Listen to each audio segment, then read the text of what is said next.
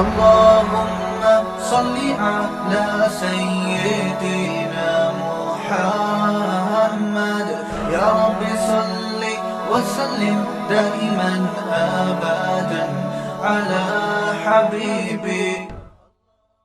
Medical science بڑے زوروں پر ہے. میں تو بہت میڈیکل کلپ دیکھتا ہوں, ڈاکٹروں کے رپورٹیں بڑا اس بارے میں نالج حاصل کی ہوئی ہے, یہ کھانا ضروری ہے, یہ کھانا, وہ ساری رپورٹیں اپنی جگہ صحیح ہیں.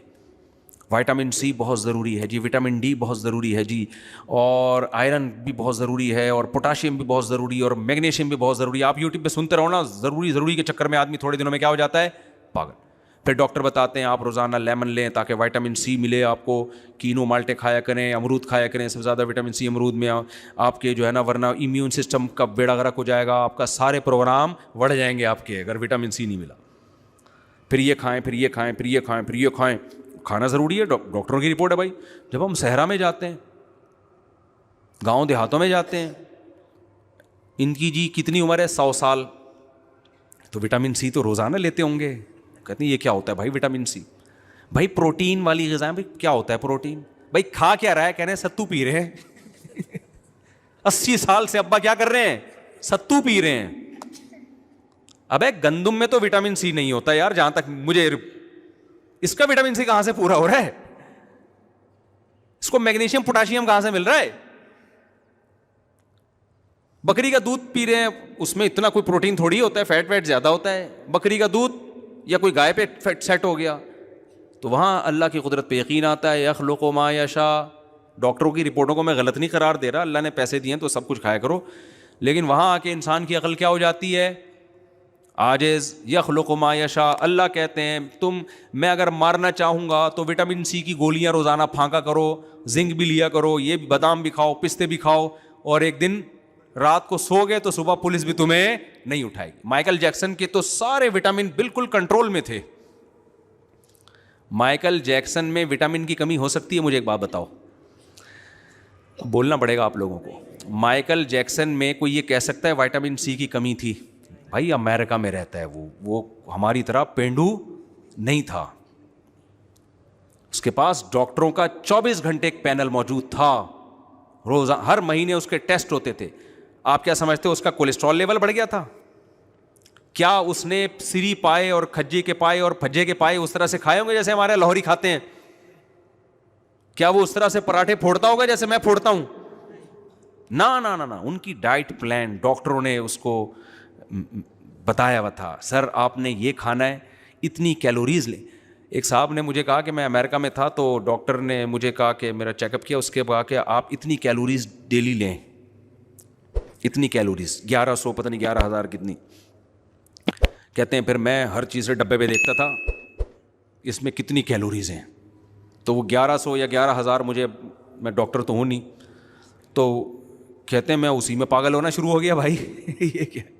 پھر انہوں نے کہا وہاں ڈاکٹر جو ہوتے ہیں نا وہ کہتے ہیں بھائی اتنی کیلوریز, اب اتنی برن, وہ واچ سے چیک کرتے رہتے ہیں, اتنی کیلوریز برن ہو گئی ہیں, اتنی ہم نے انٹیک کی ہیں, اتنی ہم نے استعمال کی ہیں.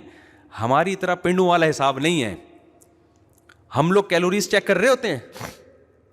میرے نانا شوگر کے پیشنٹ تھے, جب رسگلے کا ڈبہ آتا تو کیلوریز گئیں تیل لینے, گلے تو انہوں نے پھوڑنے ہی تھے.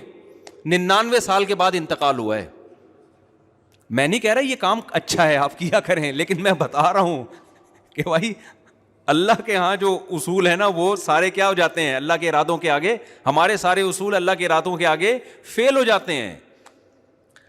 تو مائیکل جیکسن کا وائٹامن کی بھی کوئی کمی نہیں, سربیکزی بھی ہو سکتا ہے لیتا ہو, اور ان لوگ کا سربیکزی ہم لوگ کا والا نہیں ہے, ان کے واقعی اس میں زنک ہوتا بھی ہے.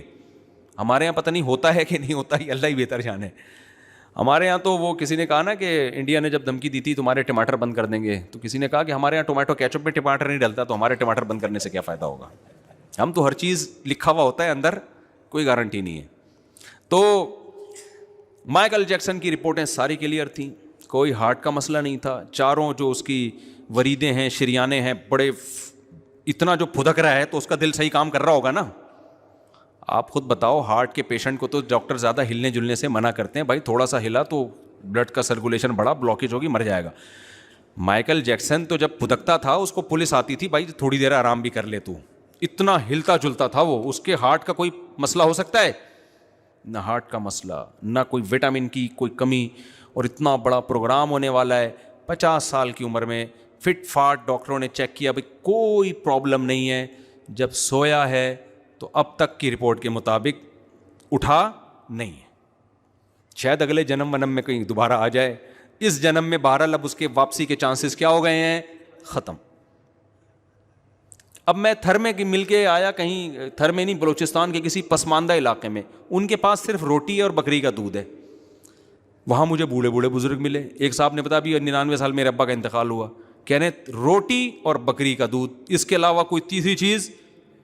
وہ بھائی وٹامن سی کدھر گیا؟ بکری میں تو دودھ میں تو میں نے نہیں سنا کہ وٹامن سی بھی ہوتا ہے, یہ تو بہت ہی ضروری ہے. تو اللہ میاں بتاتے ہیں یخلق ما یشاء, جو چاہتا ہوں بولو کر گزرتا, جو چاہتا ہوں کر گزرتا ہوں.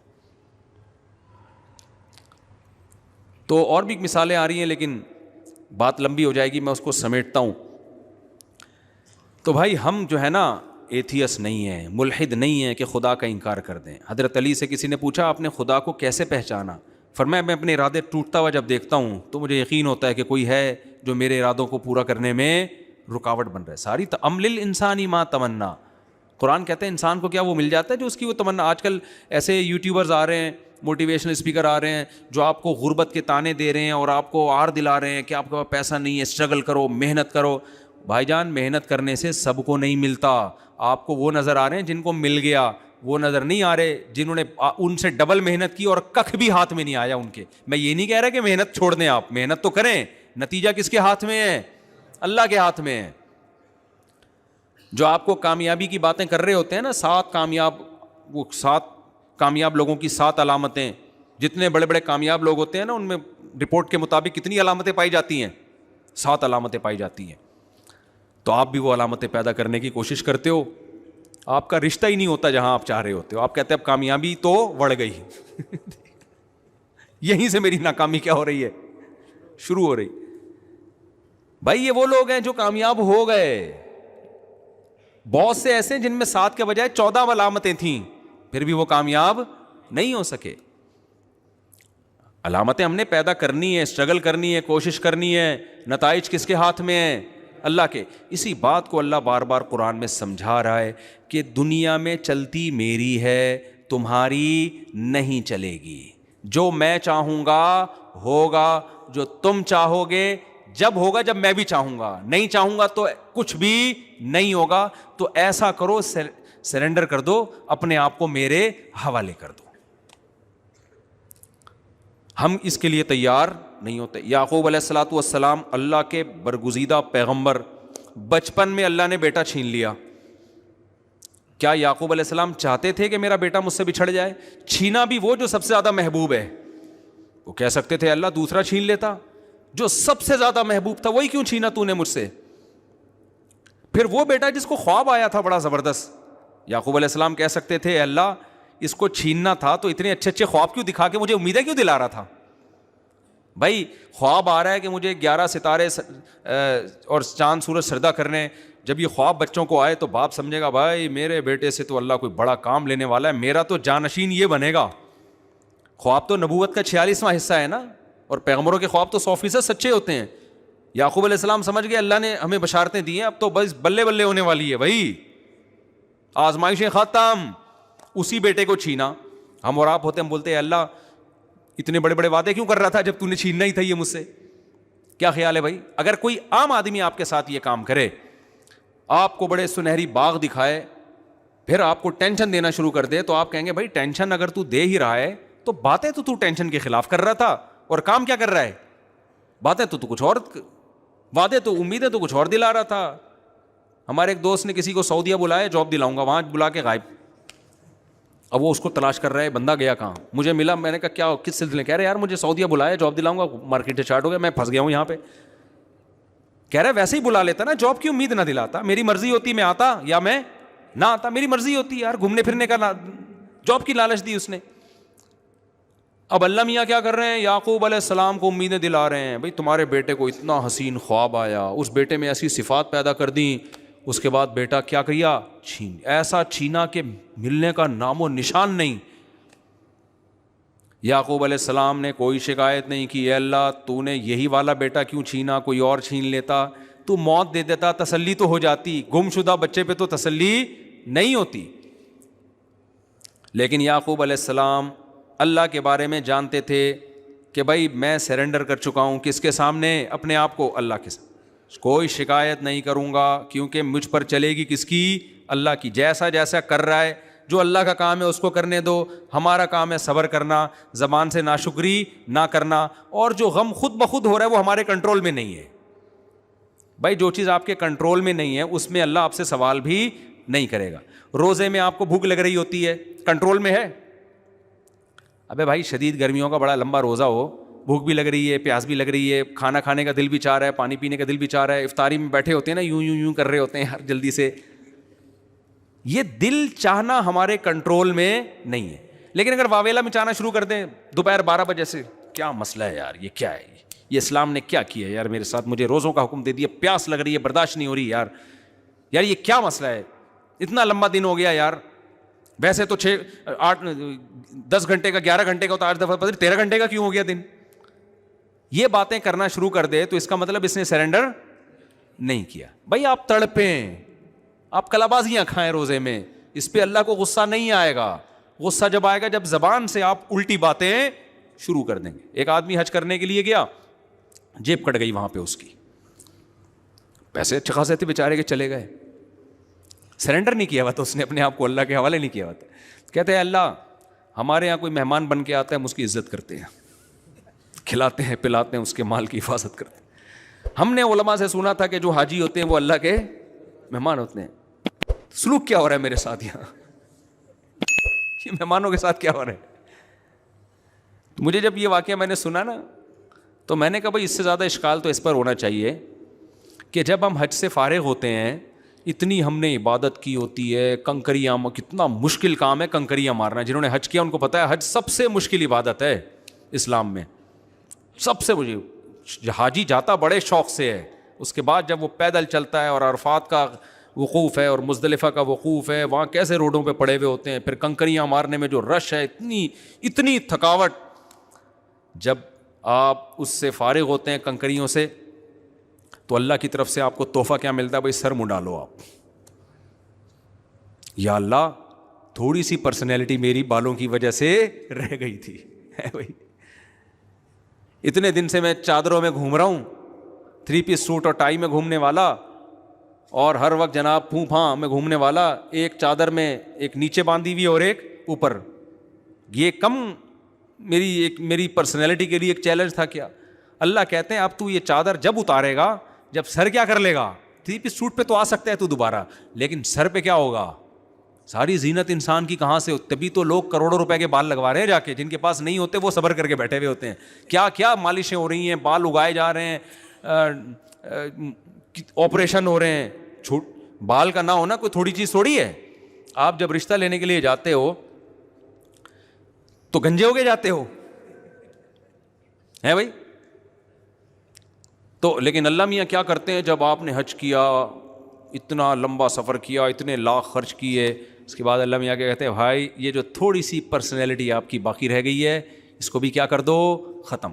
اب انسان اگر ہمارے ساتھ یہ سلوک کرے نا، ہمیں شکایت کا حق بنتا ہے۔ ہم کسی کے گھر مہمان بن کے گئے، اس کی دعوت پہ اپنا خرچہ کیا، اتنا پیسہ دبا کے ہم نے خرچ کیا، مہمان کے اتنی ٹینشن کے بعد اس کے گھر میں پہنچے، وہ ہمیں ٹینڈ کروا کے باہر بھیج دے، ہم بولے گا یار ایسی بے عزتی خدا کی قسم آج سے پہلے میری کبھی بھی نہیں ہوئی۔ لیکن اللہ میاں کے سامنے ہم نے کیا کیا میرے بھائی؟ سرنڈر کیا ہوا ہے۔ ہم جاتے ہیں، اللہ میاں سر مڑا کے واپس بھیجتے ہیں، خوشی خوشی آ کے دکھا رہتے ہیں، بھائی دیکھو حج کر کے آیا ہوں، دیکھو میں تو پہلے میں نے قصر 2-3 دفعہ میں 3-4 دفعہ حلق کروا چکا ہوں، اب میں کیا کرتا ہوں، قصر کروا لیتا ہوں۔ تو میں نے اتنے بڑے بال رکھے ہوئے ہیں، میں نے بھی قصر کروایا۔ ایک آدمی نے کہا اس میں 4 عمریں اور ہو سکتے ہیں میرے بھائی، ٹھیک ہے نا، بڑے بالوں کا ایک یہ فائدہ ہوتا ہے، اس میں کہ اس میں تو 4 عمریں اور ہو سکتے ہیں۔ تو مجھے کسی نے کہا آپ ٹینڈ کیوں نہیں کراتے؟ بھائی پہلی دفعہ میں حج پہ گیا، ٹینڈ کروایا، عمرہ کیا، ٹینڈ کروائی، میں 2-3 دفعہ کروا چکا ہوں، اب میں کیا کرتا ہوں، قصر۔ حالانکہ قصر میں کم ثواب ہے، ٹینڈ میں زیادہ ثواب ہے۔ تو مجھے کہتے ہیں لوگ اب آپ ٹینٹ کیوں نہیں کرواتے؟ میں کہتا ہوں اب میری 4 بیگمات ہیں, میں دہشت گردی کا جڑ سے خاتمہ نہیں کر سکتا. کچھ بال چھوٹے کر کے دہشت گردی کم تو ہوتی ہے, لیکن میں اب جڑ سے دہشت گردی کا خاتمہ, ہماری حکومت کہتی ہے نا ہم دہشت گردی کو جڑ سے ختم کریں گے. بھائی اگر آپ نے جڑ سے ختم کر دیا تو آپ کے کھانچے بھی تو بہت سارے بند ہو جائیں گے نا, کیا خیال ہے؟ اس لیے حکومت دہشت گردی کو کہتی ہے ہم جڑ سے ختم کریں گے, لیکن کبھی جڑ سے ختم, کیونکہ دہشت گردوں سے ان کے اپنے کھانچے بہت سارے چل رہے ہوتے ہیں, کبھی بھی جڑ سے ختم نہیں کریں گے. تو میں نے کہا بھائی اب مجھے تھوڑی سی دہشت چاہیے, کنٹرولنگ کے لیے تھوڑی سی دہشت چاہیے مجھے, اس لیے میں جڑ سے نہیں خاتمہ کروں گا دہشت گردی کا. تو جب اللہ نے میرے لیے آپشن رکھا ہے بھائی قصر کر لو, تو میں اس آپشن کا فائدہ اٹھاؤں گا. اچھا میرے بھائی, تو میں یہ کہہ رہا تھا بھائی ہم نے سرنڈر کیا ہوا بھائی اللہ کے سامنے, اللہ ٹینڈ کرا کے بھیجتے, ہم ٹینڈ کرا کے آ جاتے ہیں, اللہ کے بال چھوٹے کروا ہم چھوٹے کروا کے آتے ہیں. تو یعقوب علیہ السلام نے سرنڈر کیا ہوا تھا, تو اللہ میاں نے سب سے محبوب اور چہیتا بیٹا اٹھا لیا. ساری زندگی اس کی یاد میں روتے رہے. وہ رونا اختیار میں نہیں ہے, بیٹے کی. اور دینداروں کو زیادہ محبت ہوتی ہے اولادوں سے اور اپنے ریلیٹیو سے. مجھے کل کسی نے بتایا, کوئی بہت بڑا لبرل سیکولر آدمی ہے, میں اشارہ نہیں کروں گا تاکہ خام خواہ میں کسی کی غیبت نہ ہو. اس نے بتایا کہ اس کے 2-3 بچے کہیں دیوار کے نیچے آ کے مر گئے, تو میں وہاں بیٹھا ہوں, اس کو کوئی کچھ ہو ہی نہیں رہا, بچوں سے ریلیشن ہی نہیں ہے. بچے پیدا ہو رہے ہیں, کبھی ٹائم ہی نہیں دیا گھر میں, گھوم رہے ہیں پھر رہے ہیں, عیاشی کر رہے ہیں, نائٹ کلبوں میں شرابیں چل رہی ہیں, ادھر بیگم کیا ایک آدھ ہو بھی گئے, چلو ٹھیک ہے رپورٹ ہے بھائی, بچہ بھی ہو جاتا ہے. محبت ہی نہیں ہے آپس میں, نہ بچوں کو باپ سے, نہ باپ کو بچوں سے. جب اللہ سے رشتہ ٹوٹتا ہے نا, تو آپس کے رشتے بھی ٹوٹ جاتے ہیں. تو دینداروں کو محبت ہوتی ہے, تبھی تو غم بھی ہوتا ہے, لیکن زبان سے وہ کہا جائے گا جس پہ اللہ راضی ہوگا. زبان سے وہ کہا جائے گا جس پہ اللہ راضی ہوگا. ہمارا ایک چوکیدار تھا, ڈرائیور تھا جامعۃ الرشید کا. میں نے اس سے ویسے ہی گپ شپ لگا رہا تھا, تم پہلے کیا کرتے تھے؟ اس نے کہا پہلے میں ڈیفینس میں کسی بنگلے کا چوکیدار تھا, اور بڑی اچھی تنخواہ تھی میری, بڑی اچھی جاب تھی. میں نے کہا اتنی بہترین جاب تھی, 12 گھنٹے بیٹھے رہتے تھے, تنخواہ مل جاتی تھی, کھانا پینا فری کا تھا. اب تم ڈرائیونگ کر رہے ہو, کبھی سکھر جا رہے ہو, کبھی کہاں جا رہے ہو, تو اتنی اچھی جاب کیوں چھوڑی؟ اس نے کہا مولوی صاحب میں نے ایک واقعہ دیکھا مفتی صاحب, اس کے بعد میں نے وہ گھر چھوڑ دیا. میں نے یہ دیکھا بڑا کروڑ پتی بندہ ہے جو میرا مالک ہے, اس کا بیٹا بھی کروڑ پتی, ایک ہی بیٹا ایک ہی باپ. کہہ رہا اس کا باپ بیمار ہوا, ہاسپٹل میں ایڈمٹ ہوا, اس کا انتقال ہو گیا, ایمبولینس آئی, جنازہ ہوا. میں نے جا کے بیٹے کو اٹھایا کہ تمہارے ابا کی لاش آئی ہوئی ہے. بیٹا نے کہا بھائی عیدی سینٹر میں دے کے دفنا دو, یہ پیسے ہیں, یہ سارا کام کر لو. سو گیا. یہ واقعہ بھی 20-25 سال پرانا کوئی بیان کر رہا تھا وہ. اب تو اور زیادہ ماڈرن اور ٹیکنالوجی اور جو ہے نا نالج ایجوکیشن میں اب الحمدللہ اور زیادہ, اب تو لوگ پہلے سے زیادہ پڑھے لکھے لوگ ہیں. تو اس وجہ جہالت تھی بہت زیادہ کیا تھی ڈیفینس میں, جہالت تھی. پرانا دقیانوسی دور کی بات کر رہا ہوں میں. آج کل تعلیم کا معیار یہ بن گیا ہے, ریلیشن ختم, بس ایک انسان انڈیویجولی اپنی لائف گزارتا ہے, ریاست کے ساتھ اس کا اسٹیٹ کے ساتھ تعلق ہونا چاہیے, ٹیکس ویکس ٹائم پہ دے دیتا ہو, بس یہ سب چیزیں. انسانیت کیا ہوتی جا رہی ہے, ختم. میں نے بھی کچھ دن پہلے بھی بیان میں واقعہ سنایا. ہمارے ایک دوست ہیں, دوست کیا استغفر اللہ, میرے سگے ماموں ہیں, وہ غصے ہوں گے بڑے, میں تو کو دوست بول رہا ہے, وہ منہ سے نکل گیا میرے. تو وہ چند دن پہلے امریکہ سے ان کا فون آیا نا, تو میں نے کہا خیریت سے ہیں؟ اب ہمارا تو ریلیشن ہے بھائی, ہم تو مسلمان ہیں یار. تو میں تھوڑے دن بعد ان کو کال اس لیے کرتا ہوں کہ بھائی ماموں ہیں بھائی, ٹھیک ہے نا, تعلق تھوڑی توڑ سکتے ہیں. تو بڑی گپ شپ ہو رہی تھی. میں نے کہا آپ امریکہ میں کہاں رہتے ہیں؟ انہوں نے کہا فلاں جگہ رہتا ہوں. میں نے کہا آپ کے اڑوس پڑوس میں گورے رہتے ہیں؟ مجھے ہر قوم کے کلچر کو جاننے کا بڑا شوق ہے. تو انہوں نے کہا کہ میرے پڑوس میں بھی ایک فیملی ہے, یہ ریزیڈینشل ایریا ہے, یہاں فیملی والے لوگ رہتے ہیں. میں نے کہا گوروں کی فیملیاں ماشاءاللہ. میرا ایک ذہن میں آیا کہ بھائی پھپھی ہوگی, خالہ ہوں گی, کزنیں ہوں گی, ان کی بہویں ہوں گی, انگریز کی بہو سوچیں آپ, تو اس کے داماد ہوں گے, فیملی ہوگی نا, پوتے نواسے ہوں گے. تو بھائی ایریا ہی ایسا ہے جہاں فیملی والے لوگ رہتے ہیں, کہ ہوٹل میں تھوڑی رہ رہے ہیں وہ. تو میں نے کہا کہ آپ کے پڑوس میں کون رہتا ہے؟ انہوں نے کہا ایک فیملی رہتی ہے. میں نے کہا فیملی کے بارے میں ذرا رپورٹ پیش کریں گے. انہوں نے کہا کہ وہ ایک خاتون ہے, ایک کتا ہے, بہت بڑی فیملی. یعنی یہ میں اپنے الفاظ میں اب یہ کہہ رہا ہوں, مجھے دل میں نے زبان سے کہا نہیں, لیکن وہ دل میں خیال آیا کچھ زیادہ بڑی فیملی نہیں ہو گئی. FRC میں پتہ نہیں فیملی ریلیشن سرٹیفکیٹ ملتا ہے نا نادرا کی طرف سے, مجھے جو سرٹیفکیٹ ملا ہے 2-3 پیج ہیں اس میں, 2-3 پیج ہیں اس میں, یہ ختم الحمدللہ اللہ کے فضل سے. تو میں نے کہا فیملی نہیں ہے تو ریلیشن کہاں سے ہو گیا؟ تو انہوں نے بتایا کہ ایک خاتون ہے اور ایک کتا نظر آیا, باقی کی رپورٹ ہمیں معلوم, کہ گھر میں گھس کے تو نہیں دیکھیں گے ہم. میں نے کہا لیفٹ سائڈ پہ جو فیملی ہے, انہوں نے کہا وہ ذرا بڑی فیملی ہے. اچھا وہ سیریسلی کہہ رہے تھے, وہ مذاق میں نہیں کہہ رہے تھے. تو انہوں نے کہا ایک میاں بیوی ہیں اور 2 کتے ہیں. مجھے لگا کہ وہ یعنی ہمارے یہاں کوئی ایسی فیملی ہو نا تو میں تو ان میاں بیوی کو بولوں گا یہ اصل میں کتے ہیں. استغفر اللہ, کہنا نہیں چاہیے کسی کو. حرکتیں کیا ہیں یار, کیا کر رہے ہو اپنی جان کے ساتھ, کیوں ظلم کر رہے ہو؟ تبھی قرآن کیا کہتا ہے, نسوا اللہ فانساہم انفسہم. جو اللہ کو اپنی زندگی سے نکال دے گا نا, اللہ اس سے اس کے نفع کی چیزوں کو بھلا دے گا. میں اوور آل ان قوموں کو اپنے سے اچھا سمجھتا ہوں, اوور آل. جھوٹ کم بولتے ہیں ہم سے, کرپشن ہم سے کم ہے, قوانین کی پابندی ہم سے زیادہ کرتے ہیں, اخلاقیات میں ہم سے کم از کم ظاہری اخلاق ہم سے اچھے ہیں. اس کے باوجود جس چیز نے تباہ کیا ہے, کس نے تباہ کیا؟ اللہ کو اپنی ڈکشنری سے نکال دیا, مذہب کو نکال دیا. جب نکالا تو بھائی مذہب ہی ہے جو انسان کو انسان بناتا ہے, تو وہ انسانیت آہستہ آہستہ ختم ہو گئی انسانیت. تو خیر میں جلدی سے بات کو سمیٹ کے ختم کروں. میں کیا وہ واقعہ بتا رہا تھا, ہاں یعقوب علیہ الصلوۃ والسلام نے سرنڈر کر دیا. تو ان کو کتنی محبت اپنی اولاد سے, ساری زندگی روتے رہے, چھپ چھپ کے روتے رہے. لوگ جب کہتے انما اشکو بثی وحزنی الی اللہ, بھائی میں اللہ سے اپنا غم بیان کرتا ہوں, آپ کے سامنے نہیں, اللہ سے. اس کے بعد دعائیں مانگتے رہے, ہوا کیا, نتیجہ کیا نکلا؟ دوسرا بیٹا بھی گم گیا.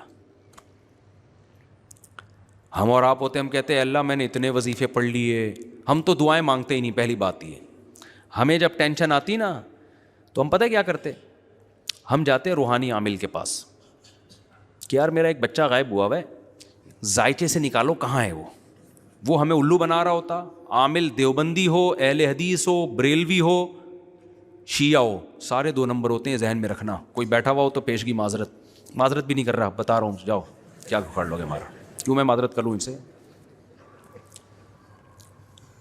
تو یہ دھندا ہے, اس میں کبھی نہیں کسی کے متاثر ہوا کرو کہ یہ اتنے بڑے بزرگ ہیں, یہ عملیات کر رہے ہیں. وہ بھائی ہم نے بہت دیکھا, ان تلوں میں تیل نہیں ہے, یہ سب دھندا ہے. یہ جو پیسے لیتا ہے وہ بھی دھندا ہے, جو پیسے نہیں لیتا وہ بھی دھندا ہے. کچھ بھی نہیں ہے ان کے پاس, ان تلوں میں تیل ہے ہی نہیں, کوئی علوم ہے ہی نہیں ہے. کہتے ہیں علوم ہے, علم ہوتا تو بھی مان لیتے, علوم پتہ نہیں کہاں سے آ گئی ہے. ایک کچھ بھی نہیں ہے, یہ صرف نفسیاتی ہے, مسمرزم ہے, نظر کے دھوکے ہیں, اس کے علاوہ کچھ بھی نہیں ہے. ایک صاحب کل میرے پاس آئے, کہہ رہے ہیں مجھ میں جنات کی ایک جماعت تھی, ابھی صرف 1 جن رہ گیا ہے, جماعت تو ختم ہو گئی, آپ ذرا اس کا علاج کریں. میں نے کہا میرے پاس تو بہترین علاج ہے اس کا. کیا علاج ہے؟ میں نے کہا ایسا دنا دن دھنائی کروں گا نا میں آپ کی. تو کہنے لگا میں مر جاؤں گا. میں نے کہا وہ جن کو لگے گا, آپ کو نہیں لگے گا. وہ ہمارے حضرت کے پاس نا, ہمارے استاذ ہیں, ان کے پاس ایک بندہ آیا نوجوان, تو گھر والے لے کر آیا کہ اس پہ جن چڑھا ہوا. جن ہوتا ہے میں مانتا ہوں, لاکھوں میں کسی ایک پہ جن بھی آ جاتا ہے, لیکن اس کا علاج ان عاملوں کے پاس نہیں ہے. اس کا علاج اپنی مسجد کے مولوی صاحب سے دم کرا لو, یہ کسی بھی شریف آدمی سے کیا کر لو جو گٹکا نہ کھاتا ہو, سگریٹ نہ پیتا ہو. آج کل یہی شریف ہے, اور کوئی بہت نیک شریف آپ کو مارکیٹ میں ملیں گے نہیں. بس گٹکا دیکھ لو, سگریٹ, اور باقی کون بند کمرے میں کیا کر رہا ہے یہ کہاں پتہ چلتا ہے کسی کے بارے میں. اس سے ہی اندازہ ہو جاتا ہے گٹکا نہیں کھاتا, سگریٹ نہیں پیتا, اور کہیں روڈ لونڈے لپاڑوں کے ساتھ بیٹھتا نہیں ہے. تو بس اس سے زیادہ بھائی ہم کو عالم الغیب تھوڑی ہیں. بس یہ زمانے میں کیا ہے, نیک ہے, نماز پڑھ لیتا ہو, اس سے دم کرا لو, بس اس سے آگے. اور جن بھی اس زمانے کے ہی ہیں نا, تو وہ اتنے نیک کو بھی برداشت نہیں کر پائیں گے وہ, ٹھیک ہے نا. پرانے زمانے کے جن بھی بڑے تگڑے ہوتے تھے نا, وہ تھوڑا نیک نہیں چاہیے تھا ان کے علاج کے لیے, زیادہ نیک بندہ چاہیے ہوتا تھا. آج کل تو جنات بھی اسی حساب سے جا رہے ہیں, تو زمانے کے حساب سے ہر چیز اسی حساب سے ہو جاتی ہے.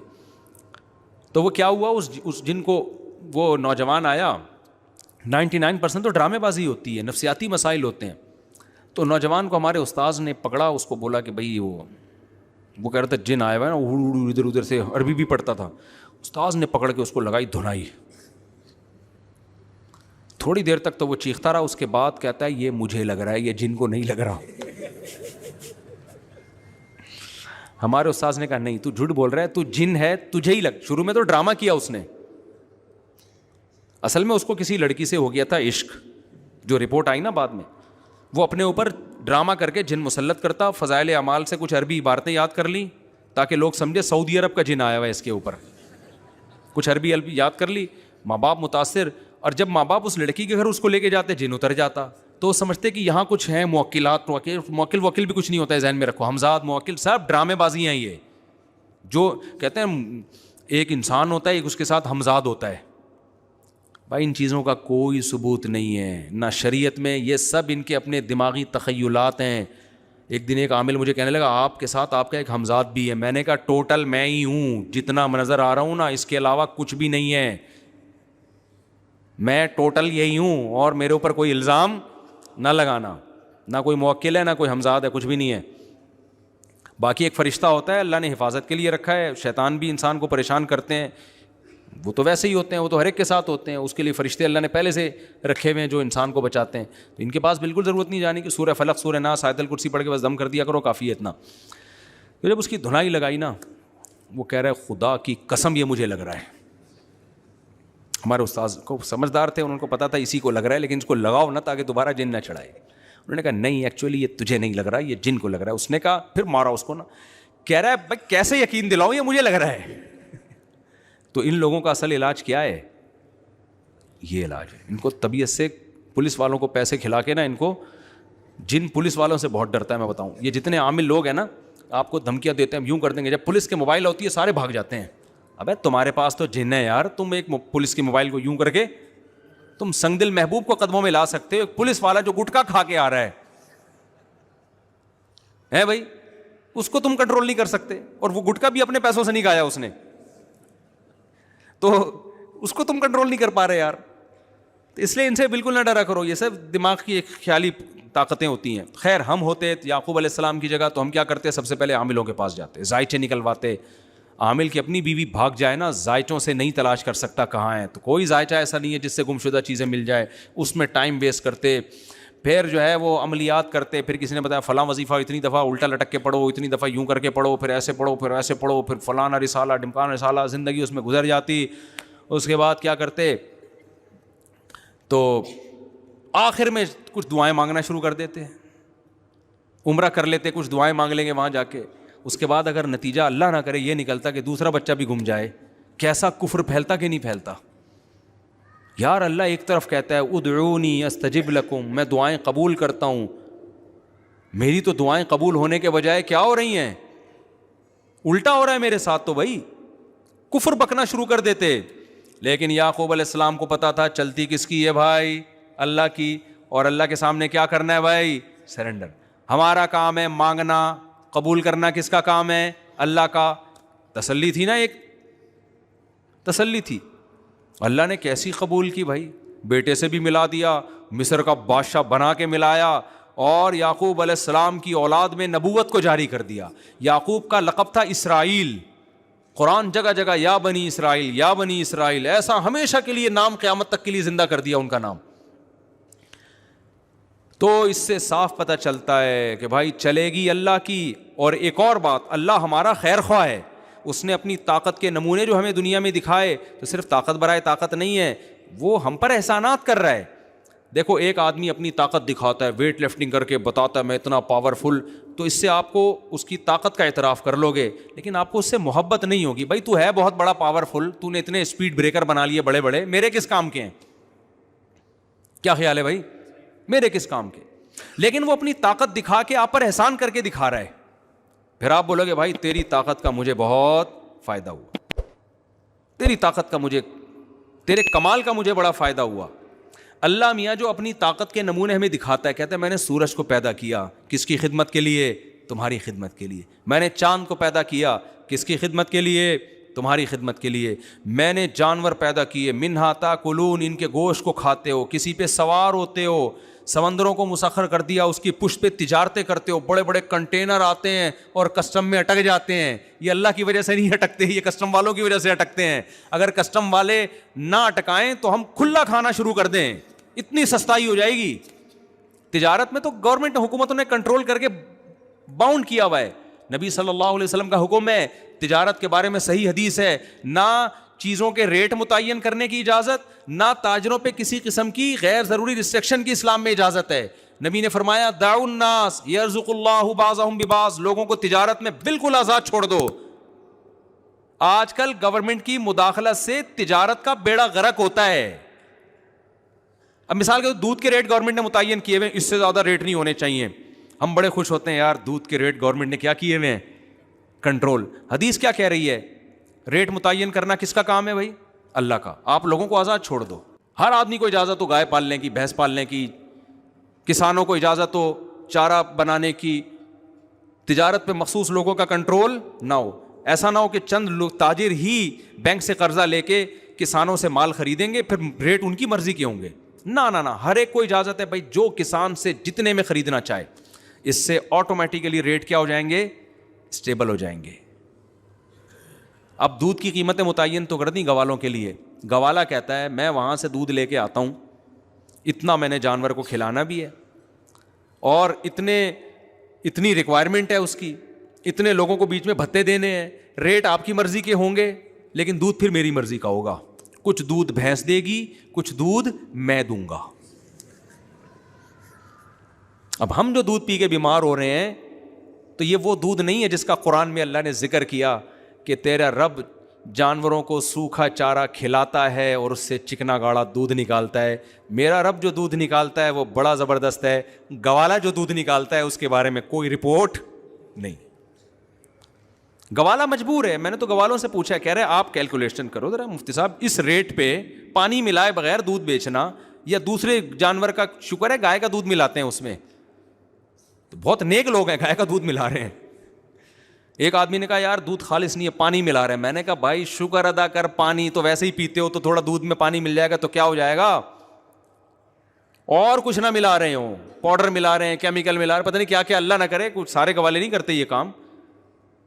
تو بھائی نہیں ہو سکتا. آپ چھوڑ دو لوگوں کو آزاد, اس سے کیا ہوگا, بہت سے لوگ دودھ کی تجارت میں آ جائیں گے جب نفع نظر آئے گا. کہہ رہے ہیں غریبوں کے فائدے کے لیے ہم نے ریٹ کم رکھے ہوئے ہیں. دودھ والا تو غریب ہوتا ہے جو بیچنے والا ہے, پینے والوں کو فائدہ پہنچایا جا رہا ہے. جو محنت کر کے لوگوں تک دودھ پہنچا رہا ہے اس کا خیال نہیں ہے. تو گورنمنٹ کی مداخلت سے جتنی تجارت آزاد ہوگی نا, لوگوں کا اتنے ہی زیادہ کیا ہوں گے, خوشحال ہوں گے. خیر اس میں کچھ چیزوں تو ایسی ہیں جن میں ذخیرہ اندوزی ممکن تھی, ان کے ریٹ متعین کرنا ضروری ہے. لیکن ایک جرنلی آج تو ہر جگہ گورنمنٹ نے ٹانگ اڑائی ہوئی ہے, ہر جگہ حکومتوں کی مداخلت ہے. کتنی زبردست حدیث, ان اللہ هو المسعر. آپ نے فرمایا کہ چیزوں کی قیمتیں کون متعین کرتا ہے, اللہ. اللہ آٹومیٹکلی چیزوں کی قیمتیں جس چیز کی قیمت اللہ کو مہنگی کرنی ہوتی ہے مارکیٹ سے کیا کر دیتا ہے, اللہ اس کو شارٹ کر دیتا ہے. جس چیز کو بڑھانی ہوتی ہے, اب میں ایک چھوٹی سی مثال دیتا ہوں. ہمارے لیے سب سے زیادہ ضروری آکسیجن ہے. پانی کے بغیر ہم 12-13 گھنٹے 3 دن بھی گزارا کر سکتے ہیں. آکسیجن کے بغیر ہم 2 منٹ بھی گزارا نہیں کر سکتے. تو سب سے قیمتی چیز انسان کے لیے آکسیجن ہے. اگر یہ انسانوں کے حوالے کر دی جاتی اور سلنڈر میں بک رہی ہوتی تو آکسیجن کے کروڑوں روپے کے سلنڈر بک رہے ہوتے میرے بھائی. زکاتوں میں لوگ سلنڈر بانٹ رہے ہوتے. ہاں کووڈ میں دیکھ لو نا, اللہ میاں نے کیا کیا, اللہ میاں نے کہا کہ اس کی ضرورت چونکہ زیادہ ہے لہٰذا یہ سب سے سستی چیز ہے. ہوا میں 23% چھوڑ دی اللہ نے, اور کہا کہ اس میں اتنی محنت بھی نہیں کرنی کہ سانس اندر کھینچ کے آکسیجن, میں نیت کرتا ہوں آکسیجن لینے کی, نہ بھائی آٹومیٹیکلی پیدا ہوتے ہی سانس چلنا شروع. اس کے بعد سب سے زیادہ ضروری کیا ہے, پانی. آسمانوں سے دنا دن برسانا شروع کر دیا اللہ نے, اتنا برسایا. گورنمنٹ نے کیا کیا, اس کو فلٹر کر کے ہمیں دینا شروع کر دیا. کنٹرول گورنمنٹ نے اپنے ہاتھ میں رکھا. آپ کو پتہ ہے جو فلٹر شدہ پانی ہے نا, یہ زیادہ گندا ہوتا ہے. وجہ اس کی ہے کہ گورنمنٹ ہمیں فلٹر کر کے تو دیتی ہے, فلٹر کو فلٹر نہیں کبھی کیا جاتا.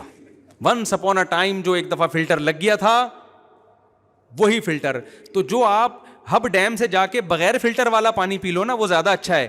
جو فلٹر ہو کے آ رہا ہے وہ زیادہ گندا پانی ہے. یہ رپورٹ ہے باقاعدہ, ایک ڈاکٹر نے یوٹیوب پہ پورا تجربہ کر کے بتایا. اس نے کہا یہ دیکھو یہ فلٹر والا پانی ہے اور یہ بغیر فلٹر کے ہے, وہ فلٹر والا زیادہ گندا تھا. میں سمجھا پا رہا ہوں, بس بات کو جلدی سے میں سمیٹ کے ختم کرتا ہوں. تو اب کیا مسئلہ ہے میرے بھائی, میں جو اصل بات لے کے چل رہا ہوں کہ اللہ نے اپنی طاقت اور قدرت بھی بتائی, اور اللہ نے یہ بھی بتایا کہ میں تمہارا محسن ہوں. تو یعقوب علیہ السلام کو پتا تھا پاور کس کے پاس ہے, اللہ کی, چلے گی اللہ کی. لیکن اللہ جب اپنی چلائے گا تو میری بہتری میں چلائے گا, مجھے نقصان پہنچانے کے لیے نہیں چلائے گا, لہذا تسلی میں رہے. تو یہ دو چیزیں اپنے اندر پیدا کر لو میرے بھائی. سرنڈر کر دو اپنے آپ کو کس کے حوالے, اللہ کے, اور یقین کر لو جو ہوگا میرے حق میں بہتر ہو. اللہ نے کہا نماز پڑھو, تو کیا کرو میرے بھائی, پڑھ لو. اگر تجارت میں نقصان ہوتا نظر آ رہا ہے برداشت کر لو, کیونکہ رزق کس کے ہاتھ میں ہے, اللہ کے. وہ بغیر نماز پڑھے آپ کا رزق آپ سے چھین سکتا ہے, اور نماز پڑھ کے آپ کو رزق دے سکتا ہے.